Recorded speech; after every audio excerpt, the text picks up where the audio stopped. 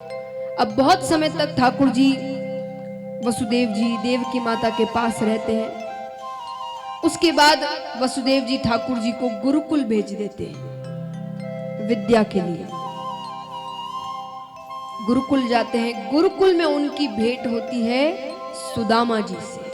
किनसे? सुदामा जी से, सबसे प्रिय मित्र उनके गुरुकुल के।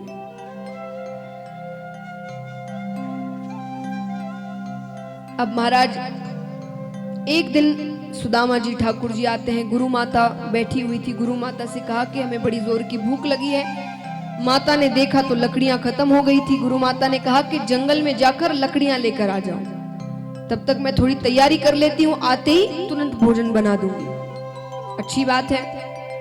अब रास्ते के लिए उन्होंने ठाकुर जी को सुदामा जी के हाथ में कुछ चने बांध के दिए, ये कहकर कि अगर रास्ते में भूख लगे तो ये चने खा ले।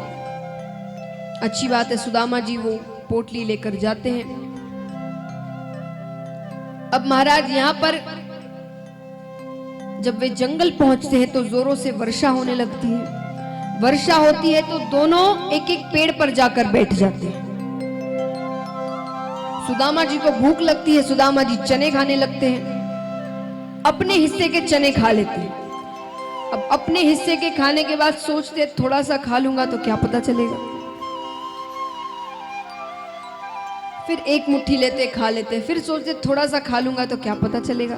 ऐसे थोड़ा थोड़ा करते करते वो पूरे चने ही खत्म कर देते।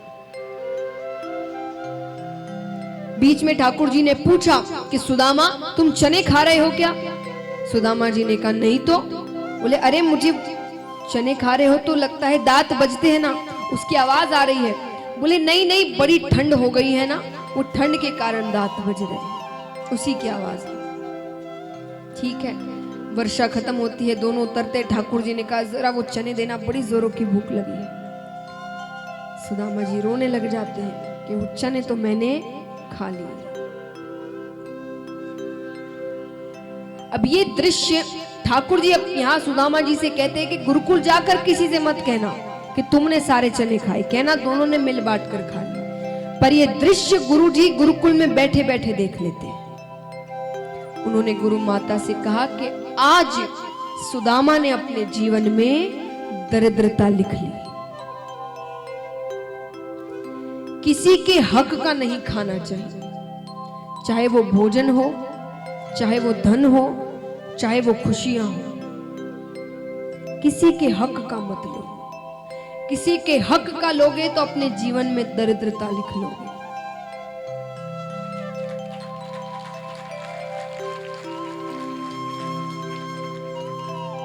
तो महाराज भागवत में ऐसी कुछ चीजें देखिए महाराज, जैसे मैंने पहले दिन कहा था कि केवल भागवत सुनने से कल्याण नहीं होता, उसे अपने जीवन में भी उतारो।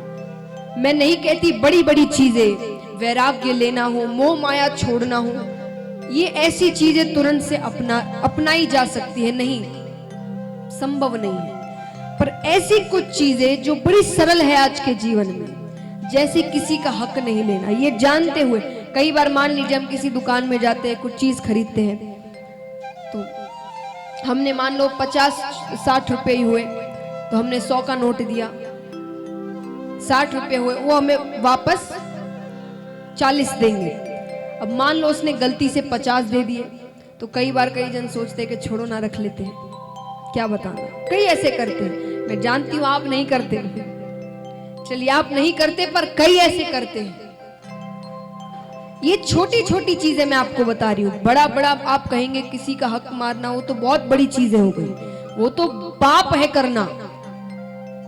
लेकिन ये छोटी छोटी चीजें भी अगर अपने जीवन में उतार ले हम, कि किसी के हक का नहीं लेना, किसी की खुशियां नहीं लेना, दान करना। दान सब कर सकते हैं, आसान। जैसे मैंने कहा, दान में धन मायने नहीं रखता, मन मायने रखता है। मन से 1 रुपया दोगे बहुत फल प्राप्त होगा, बिना मन से 1 लाख भी दोगे बिल्कुल फल प्राप्त नहीं।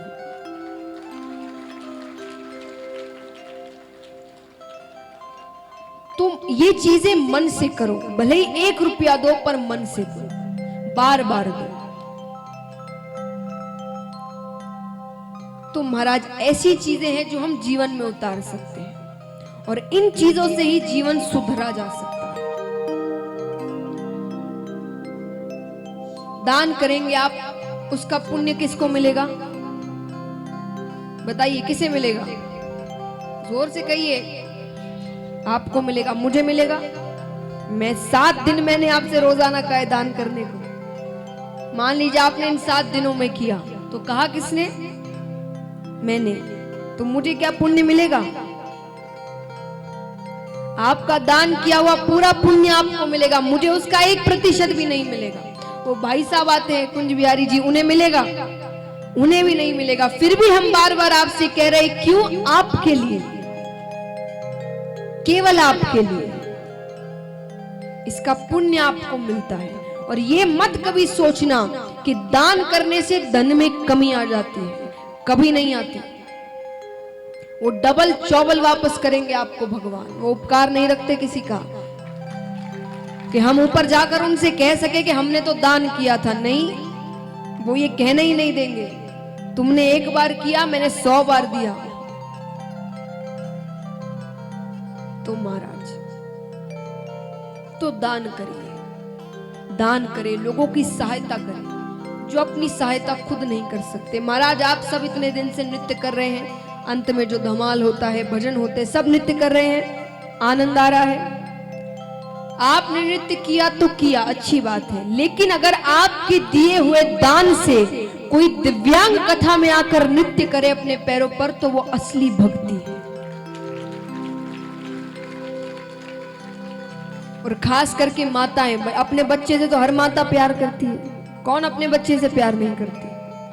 पर किसी और के बच्चों पर ममता दिखाओ तो वो असली ममता है। तो महाराज ये कुछ चीजें मैं बार बार सबसे यही कहूंगी कि इन्हें आप अपने जीवन में अपनाएं, और इन्हें अपनाने से शायद मेरा यहां आना, कथा करना सफल माना जाए।